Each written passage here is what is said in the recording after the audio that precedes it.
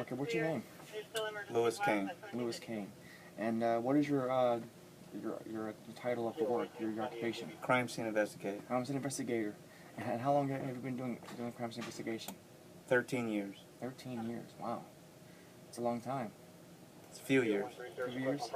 All right. And throughout the 13 years you've been doing this job, what is the biggest challenge? What are the biggest challenges that you regularly come up to, or you the challenges that you Encounter? Yeah. Trying to get the words Um, out. the biggest challenges right now are staying up to date with technology because everything's social media and so oriented. And so we need to stay on top of our work as far as the way we go about doing our work Right. and staying up to date with technology. Okay. That's the biggest challenge The biggest- because it's changed over 13 years. Right. I mean, the way we process things 13 years ago, we don't process them now. You know, the way we obtain information 13 years ago, we don't obtain them now. I mean, the basics are still there, Right. but you have to have an open mind and be willing to fluctuate. Yeah, I can definitely relate to that. In fact, during one of our special sessions, a lot of statistics popped up about things that we were being taught that we don't even use yet because the technology is changing time and time again. So yeah, I'm definitely got a relation to that. What skills and talents are most essential for being effective in a crime scene investigator? Well, you have to definitely know your photography because I would say probably 80% of my job entails photography in some form or another.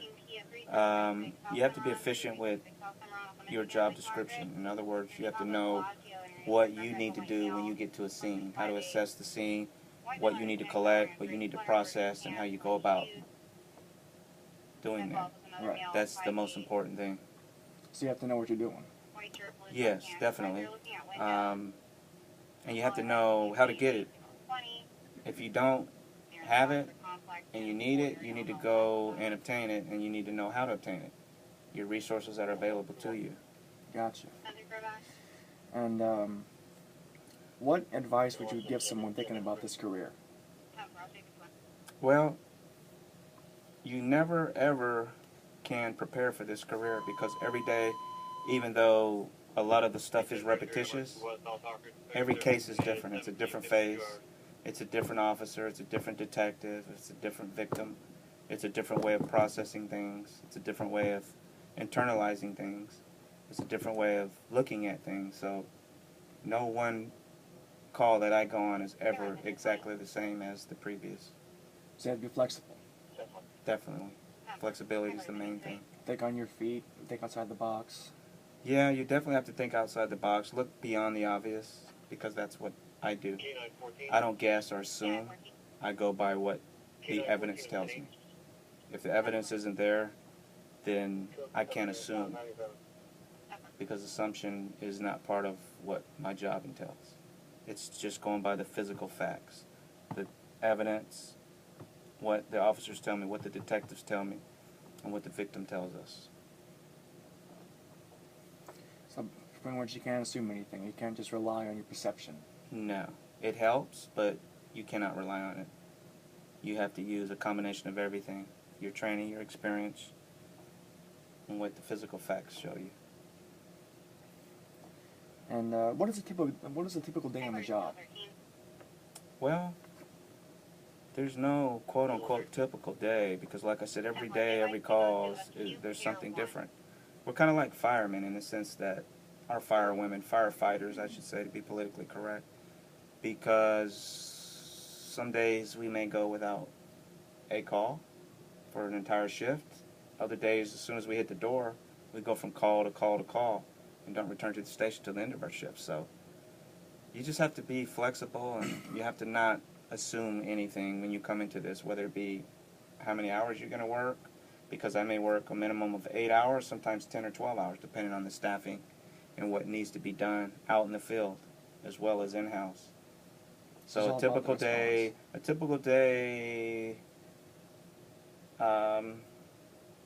would be just to prepare to go out in the field and gather evidence, take photographs, and processing. So you're very responsive in your field. You're geared towards responses. Well, we're very punctual and we're very responsible individuals. Right. If we weren't, we wouldn't be here. And we have a very important job. And so we have to understand as crime scene investigators that we are relied on, our results are depended on, and without the physical results, fingerprints, DNA, things like that, then a lot of times the cases are not complete in totality, because even though you may have one aspect of it without the physical aspects of it, the physical evidence, i.e. being fingerprints and DNA, then you're not going to have a complete case. So detectives, officers, and victims rely on us, our capabilities, and what we produce as far as physical evidence, DNA, and fingerprints. Gotcha. And what types of projects or assignments, deadlines, do you have to meet every day aside from the things that you respond to? Well, we're responsible for a number of different things. The main thing is accountability. You know, you have to be present at the beginning of your shift, and you have to be present at the end of your shift. Outside of that, it's up to you as an individual, as an adult, to go out there and perform your job at a reasonable and professional level. And that's what is expected of us as employees of the crime scene unit at the Atlanta Police Department. You know, we have to maintain a certain amount of integrity out in the field.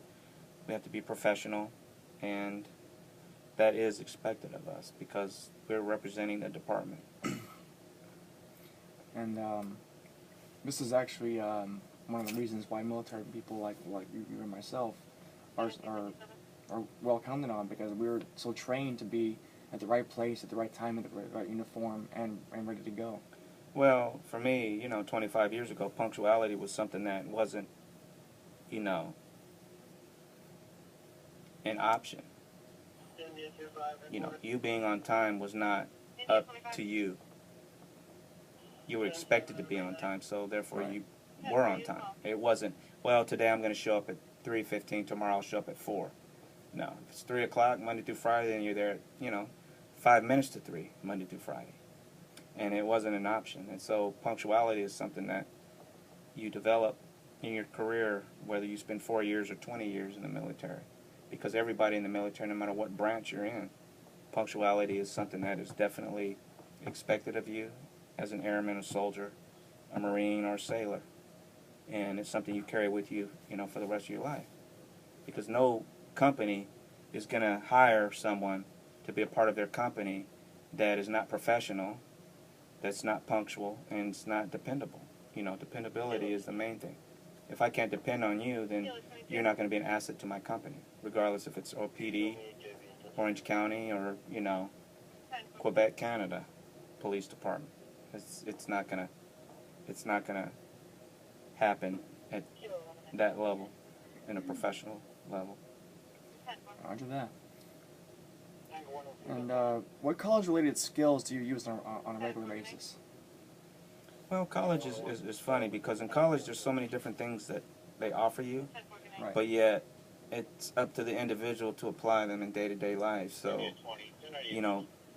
some people are better with people skills than others. Some people are better with, academics than others. And, the big picture is you obtaining knowledge to better yourself and be prepared for whatever task is in front of you. Not necessarily going to school for 20 years and learning how to put numbers together, or going to school for, 5 years and learning how to write a good essay.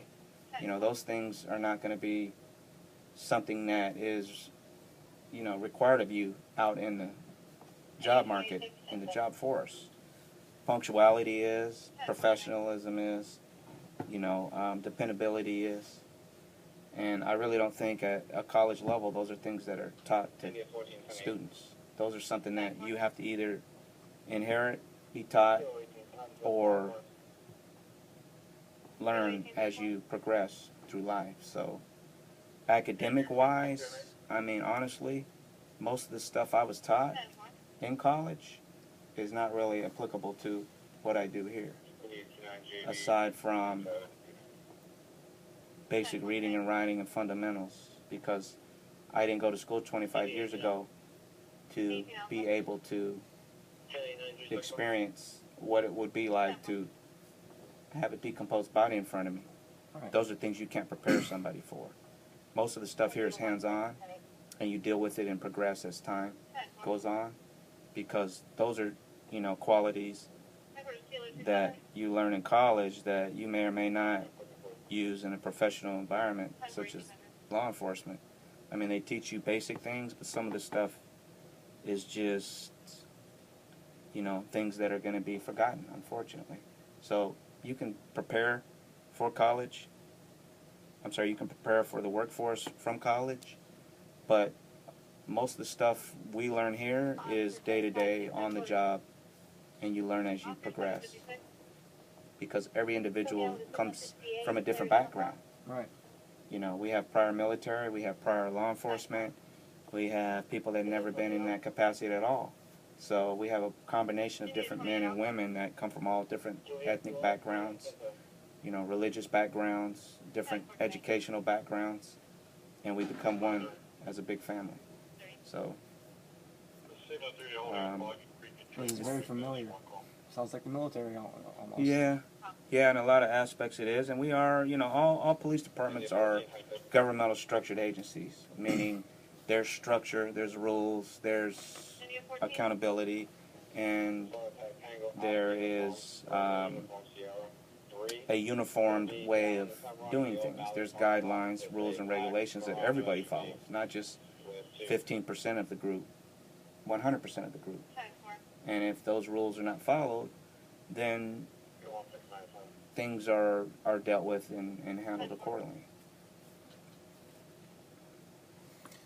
And last but not least, what is the most rewarding thing regarding your work? Well, if you would have asked me this question 13 years ago, it would have probably been totally different, but there's two important things: to go home to your family, regardless of what your family is. It could be your pet, it could be your wife, it could be your brother, your sister, your girlfriend. That's very, very important at the end of the evening, to go home to your family, and the fact that you made a difference. You can go home and sleep at night knowing that you helped solve a case, that you helped contribute to something which is a bigger, whole entire thing than what you are and what you're doing. The big picture. You contributed to putting a bad guy or bad girl behind bars. You contributed to making an arrest, solving a case. You contributed to doing something positive. And keeping others from being victimized by those bad people that you put behind bars. Well, it's not so much up to us in this capacity to keep them behind bars. It's up to the law enforcement to do that, and the judicial system. It's up to us to come up with a suspect. Right. That's the main thing. And then from there, it's a total package deal, because then everything comes together in its entire package. So without the physical evidence, like I said, you can have all the witness testimony, all the statements, all the victims that, come forward with things. It's not going to make it complete unless you have the physical evidence, the DNA and or fingerprints. So that's important, to go home at night, know that you made a difference. Made a difference. It's pretty much the meat and potatoes of the entire job, making a difference. Yeah, definitely.